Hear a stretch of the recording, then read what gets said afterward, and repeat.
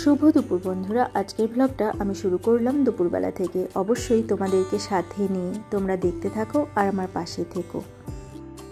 আজ সকাল থেকে আকাশটা খুব মেঘলা হয়ে আছে, রোদ ওঠেনি। সকালে বৃষ্টি ছিল, রাতেও বৃষ্টি হয়েছে, এখন বৃষ্টি নেই, তবে মেঘ করে আছে।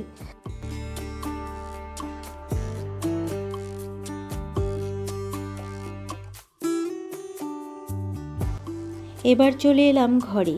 এই যে দেখো, বসার এই জায়গাটা একটু ফাঁকা করে রেখেছি, ফাঁকা ফাঁকা লাগছে তাই তো কেন ওটা ওইভাবে রেখেছি তোমাদেরকে একটু পরে বলছি। আগে দেখিয়ে দিই আজ কি রান্না করেছি। এই যে দেখো, এখানে পাঁপড় ভেজে রেখেছি, এই বাটিতে আছে পটল ভাজা,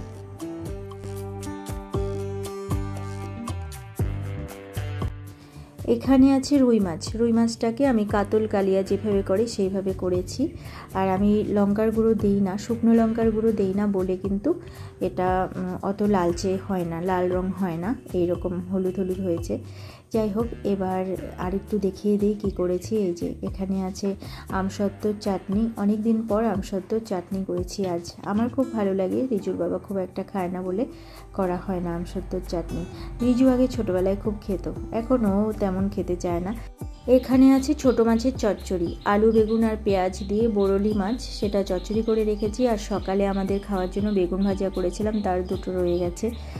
এখানে আছে ডাল আমি এই সসপ্যানটার মধ্যেই সেদ্ধ করেছিলাম, তাই এটার মধ্যেই নামিয়ে রেখেছি। যখন আমি ফ্রিজে তুলে রাখবো ডাল, তখন আমি ছোটো বাটির মধ্যে রেখে দেবো।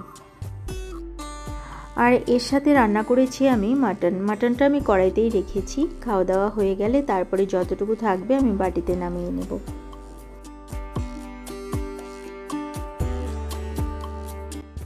আজ আমি এটুকুই রান্না করেছি, আর কেন রান্না করেছি সেটাও তোমরা জানতে পারবে।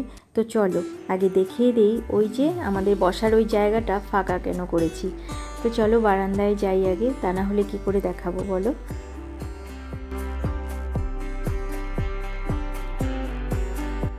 চলে এসেছি বারান্দায়, আর ওই যে দেখো একটা গাড়ি দেখা যাচ্ছে, ওটাতে আমাদের জিনিস আছে, অনেক দূর থেকে এসেছে, তাই এইভাবে প্লাস্টিক দিয়ে প্যাক করা আছে যাতে সেটা বৃষ্টি হলে নষ্ট না হয়ে যায়। তো এই জিনিসটার জন্যই কিন্তু ওই বসার জায়গাটা ফাঁকা করা হয়েছে। একটু পরেই তোমরা দেখতে পাবে জিনিসগুলো উপরে ওঠানো হবে। আর এই দিকে যে গাছগুলো দেখছো, এগুলো কিন্তু ঘরে ছিল, ঘরের থেকে আবার এই বারান্দায় এনে রেখে দেওয়া হয়েছে, কারণ এগুলো জানি না রোদের অভাবে হয়তো নষ্ট হয়ে যাচ্ছিল। মাঝে মাঝে রোদে দিতে হয়, তো অনেক দিন থেকে রোদে দিই না, তাই হয়তো নষ্ট হয়ে যাচ্ছিল। এগুলো এখন বারান্দায় এনে দেওয়ার পরে একটু একটু গাছগুলো ঠিক হচ্ছে। এবার আমি যাব ঘরে, কারণ জিনিসগুলো তুলতে শুরু করবে এখন। আর এখন ঘরে না এলে কোথায় কোনটা রাখবে সেটা কিন্তু ওরা বুঝতে পারবে না, তাই আমি এসে এখানে একটু দাঁড়িয়ে অপেক্ষা করছিলাম জিনিসগুলোর জন্য। আর দেখো একে একে সব তুলে নিয়ে আসছে। এই জিনিসগুলোর জন্যই কিন্তু আমি এই জায়গাটা ফাঁকা করে রেখেছি। পুরনো যে সোফাটা আছে সেটা সরিয়ে দেওয়া হবে, আর নতুন যে সোফা আনা হলো সেটা এখানে বসানো হবে। তো দেখো এক এক করে সব তুলে নিয়ে আসছে। আর ওই যে একটা সেন্টার টেবিল, কাঁচটা খোলা আছে, কাঁচটা পরে ওনারা লাগিয়ে দেবেন। আর দেখো সব সেট করা হয়ে গেছে এখানে। তোমাদেরকে একটু ভালো করে কাছে থেকে দেখিয়ে দিই।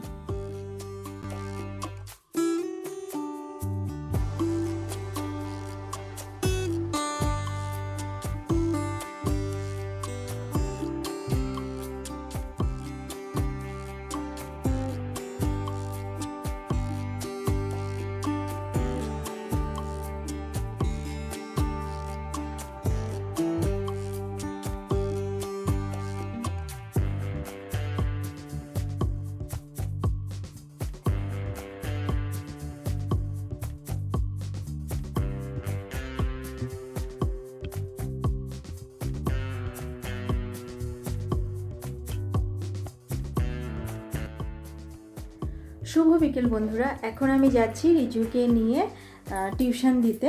তো চলো যাওয়া যাক। রিজুকে টিউশনে দিয়ে আমি চলে আসব, পরে গিয়ে আবার নিয়ে আসব। রিজুকে টিউশনে পৌঁছে দিয়ে চলে এসেছি বাড়িতে, এখনই ঢুকলাম ঘরে। আর একটা জিনিস তোমাদেরকে দেখাই বন্ধুরা, দেখো বন্ধুরা, সোফাগুলো এইভাবে ঢেকে দেওয়া হয়েছে। এই চাদর দিয়ে ঢেকে দেওয়ার জন্য খুবই বাজে লাগছে দেখতে, কিন্তু কিছু করার নেই। ওনারা বলে গেছেন এভাবে ঢেকে দিতে, কভার দিয়ে ঢাকতে বলেছেন। তো যেহেতু কভার তো আর সাথে সাথে বানানো সম্ভব নয়, তাই এই চাদর দিয়ে ঢাকা হয়েছে। আপাতত এটা দিয়ে ঢাকা থাকুক, এর মধ্যেই গিয়ে একদিন কভার বানাতে দিতে হবে, বা দেখব যদি কিনতে পাওয়া যায়। আসলে মাপের দরকার, এটার মাপ অনুযায়ী কভার আনতে হবে এটার। তো যতদিন কভার না আনা হচ্ছে ততদিন এইভাবেই থাকবে। দেখো এই যে ব্যাগটা বাইরে বের করে রেখে আমি চলে গেছি। এইদিকে জামা কাপড় দিয়ে ভর্তি, এগুলো গুছাতে হবে, সব আস্তে আস্তে গুছাবো। আর আজকে না শরীরটা না একদম ভালো লাগছে না, আমার জানি না কেন আজ আমার শরীরটা এত ক্লান্ত, ভালো লাগছে না, কিছুই ভালো লাগছে না। ভাবলাম একটু ঘুমিয়ে নেই, তারও উপায় নেই, সারাদিন তো কাজকর্ম করতেই হয়েছে। তারপর রিজুর টিউশন আছে, ওকে টিউশনে পৌঁছে দিয়ে এলাম। একটু যে বসবো এখন তারও উপায় নেই, কারণ রিজু আবার টিউশন থেকে চলে আসবে, তার আগে ওর জন্য কিছু খাবার বানাতে হবে। আর আজকে দুপুরে ওকে ফল দেওয়া হয়নি, সেগুলোও দেখি কি দেওয়া যায়।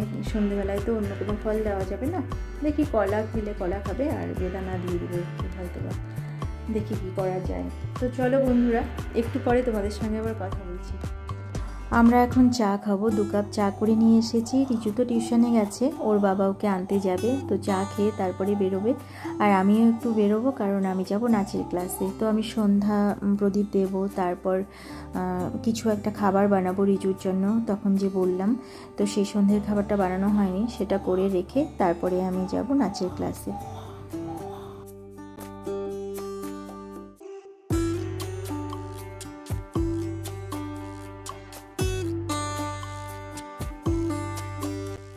আমাদের চা খাওয়া হয়ে গেছে। রিজুর বাবা ওকে আনতে গেছে টিউশন থেকে। আজকে টিউশন তো তাড়াতাড়ি শুরু হয়, আবার তাড়াতাড়ি শেষও হয়ে যায়।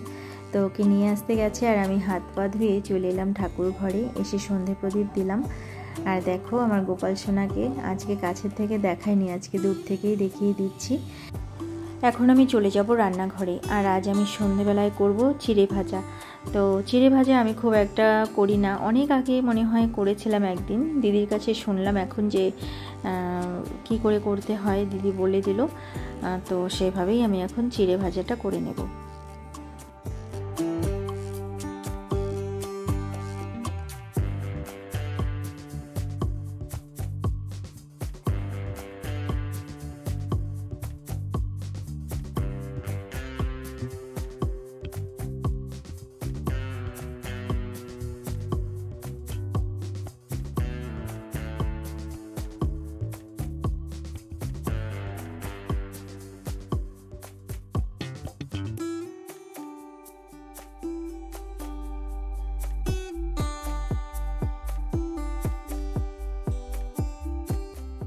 দেখো বন্ধুরা, আমার চিড়েটা ভাজা করা হয়ে গেছে। এবার আমি রিজুকে দিয়ে দেবো, আর ওর বাবাকেও দেবো, দুজনেই চলে এসেছে।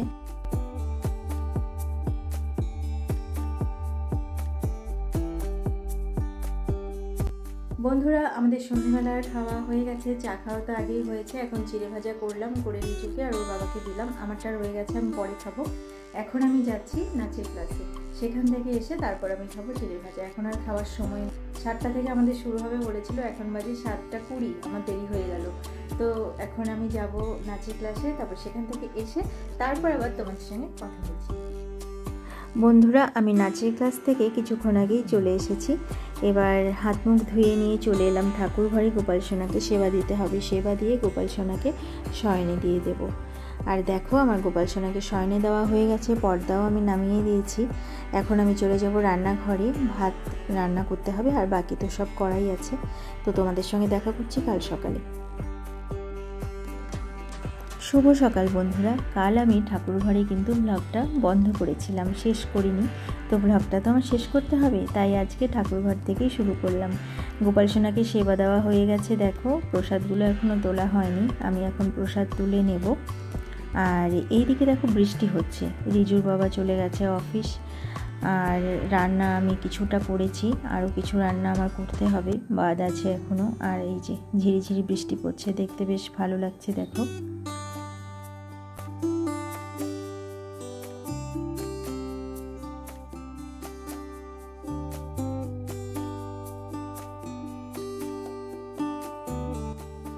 এবার আমি চলে এলাম রিজুর ঘরের বারান্দায়।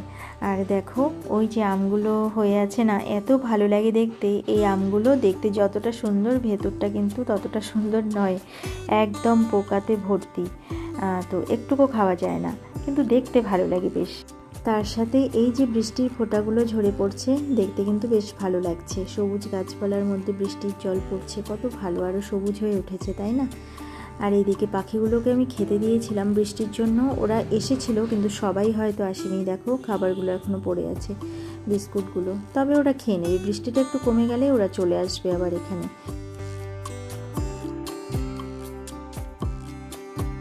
এবার আমি চলে এলাম ঘরে। দেখো বিছানা এখনো ওঠানো হয়নি, চাদরটা চেঞ্জ করব আজ। আর দেখো চেঞ্জ করে নিলাম, বিছানাটাও গুছিয়ে নিলাম।